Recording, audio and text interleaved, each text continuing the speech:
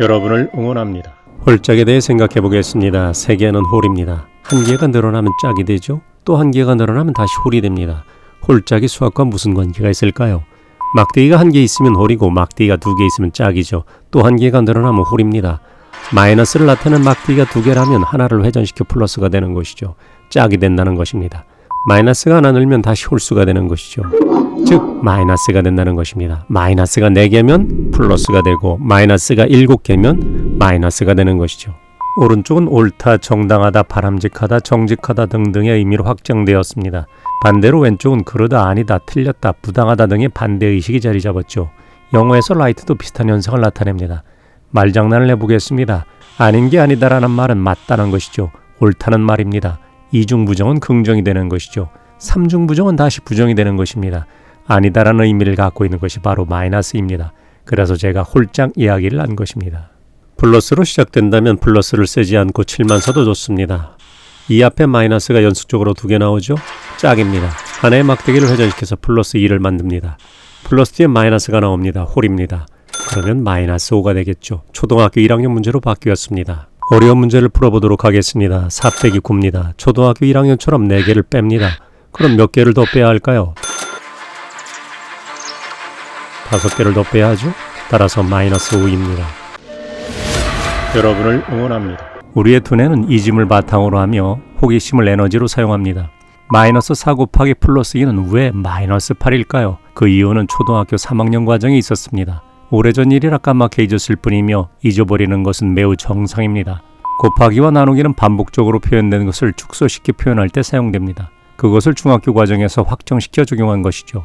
7을 반복적으로 5번 더한 것을 간단히 표현하면 7 곱하기 5입니다. 여러분도 응용에 도전해 보시죠. 마이너스 4 곱하기 2는 무엇이 반복되었던 것일까요? 마이너스 4가 반복된 것입니다. 몇 번 반복되었을까요? 2번입니다. 빼기 4 빼기 4였던 것을 곱하기로 표현한 것입니다. 모두 얼마를 뺐을까요? 8을 뺐겠죠? 따라서 마이너스 8입니다. 곱하기에서 부호는 몰아서 쓰고 숫자는 곱하면 됩니다. 어제 홀짝 동영상처럼 마이너스 플러스가 연속되면 마이너스가 되는 것이고 4와 2가 곱해지면 8이 되는 것이죠. 그래서 마이너스 8이 된 것입니다.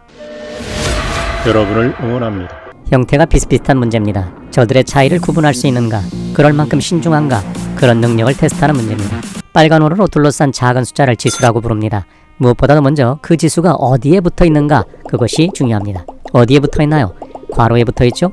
그 괄호 속에 있는 것들만 3번씩 곱해졌다는 것을 알려주는 것입니다. 괄호 속에 있는 것들만 3번 곱해졌다는 것이죠. 그럼 괄호 밖에 있는 것은 지수와 관련이 없는 것입니다. 지수의 영향을 받지 않는 독립적 존재라는 뜻입니다. 첫 번째 문제는 괄호 속 마이너스가 3번 곱해졌고 3분의 1 역시 3번 곱해졌다는 뜻이므로 부호는 마이너스가 되고 곱한 수는 27분의 1이 되는 것이죠. 두 번째는 괄호 속에 마이너스가 3번 곱해져 있는데 괄호 밖에 마이너스가 하나 더 있는 것이므로 마이너스는 모두 4개입니다. 따라서 플러스가 됐겠죠.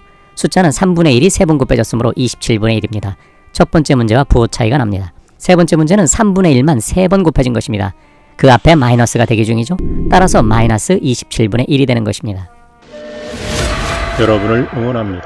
분배법칙, 결합법칙이라는 거창하고 화려한 이름 뒤에 뭔가 엄청난 사실과 법칙이 숨겨져 있을 것 같지만 새로운 것은 아무것도 없습니다. 초등학교 3학년 때 이미 배운 것을 최대한 멋지게 포장해서 여러분을 긴장하게 만들 뿐입니다. 별거 아닙니다. 곱하기와 나누기는 반복적인 것을 줄여서 표현한 것이죠. 곱하기는 앞뒤를 바꿔 써도 결과는 똑같습니다. 앞뒤를 바꿔 써도 좋다는 것을 교환법칙이라고 포장했죠. 괄호 3 더하기 4 괄호 닫고 곱하기 5는 무엇이 몇 번 반복된 것이었을까요? 초3과정 응용입니다. 괄호가 5번 반복된 것을 줄여 쓴 것입니다. 괄호 속에는 3이 들어있으므로 3은 모두 5개가 반복된 것이고 4도 있었으므로 4도 모두 5개가 반복된 것입니다. 그것을 다시 줄여서 표현하면 3 곱하기 5, 4 곱하기 5가 되는 것이죠. 중간 과정을 생략해서 처음과 끝만 놓고 생각하면 괄호 밖에 곱하기 5가 있었는데 괄호를 뚫고 곱하기 5가 쳐들어와서 3과 만나 3 곱하기 5, 4와 만나서 4 곱하기 5가 된 것처럼 보입니다. 이것을 우아하게 포장해서 분배법칙이라고 이름 지은 것입니다. 괄호 분해법칙이라고 이야기했다면 학생들이 더 쉽게 이해하지 않았을까 개인적으로 생각해봅니다.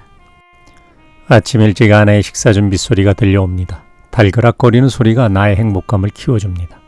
두 자녀를 위해 높은 습도와 주방 열기 속에서 아내가 최선을 다해 움직이고 있음을 알기 때문입니다. 어제와 다름없는 하루의 반복이 기쁨으로 느껴지는 것은 좋은 일입니다. 여러분에게도 어제와 비슷한 오늘의 기쁨이 샘솟기를 기원합니다. 술 취한 코끼리 길들이기를 10번 읽어보시면 도움이 되지 않을까 합니다. 어머니 여러분, 남편분을 뒤에서 안아주십시오. 남편은 자녀만큼 응원이 필요합니다. 함께 사는 일을 다정하게 응원해 주십시오.